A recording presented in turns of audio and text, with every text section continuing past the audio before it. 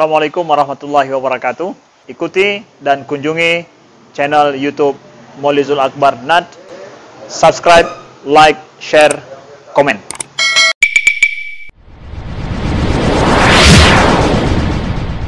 Allah Subhanahu wa taala menyebutkan wa ma yughni anhu maluhu iza taradda, tidak berguna hartanya ketika dia sudah binasa.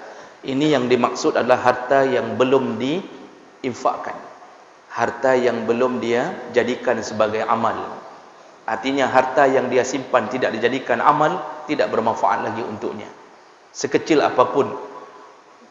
Tapi bukan bermakna harta itu tidak bermanfaat yang sudah dia infakkan.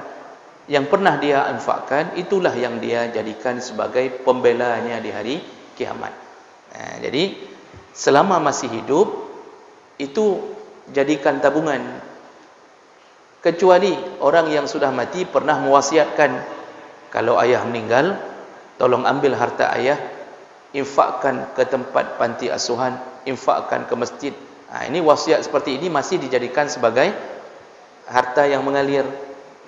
Jadi harta itu usahakan mengalir ke dalam kuburan dengan 7 perkara. Kita tidak sebutkan hari ini. Apa saja sebutkan Nabi, seperti buat sumur, bangun masjid, wakafkan Al-Quran.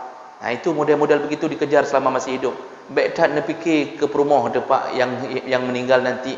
Kalau saya meninggal, bagaimana keadaan isteri? Allah pelihara mereka. Orang saleh Allah pelihara mereka. Ya. Oh, isteri kita tidak akan miskin dengan kematian kita. Kalaupun kita tidak ada harta, ada suami baru yang memelihara dia. Tenang saja. Ya. Ada suami baru. Ya. Jadi itu hidup di dunia, orang saleh selalu dijaga Allah. Jadi itu maksud ayat itu, bukan harta yang sudah pernah diinfakkan, tapi yang tidak bermanfaat, harta yang dia tidak pernah infakkan. Itu yang direbut-rebut oleh ahli waris sehingga tidak berujung kepada amal.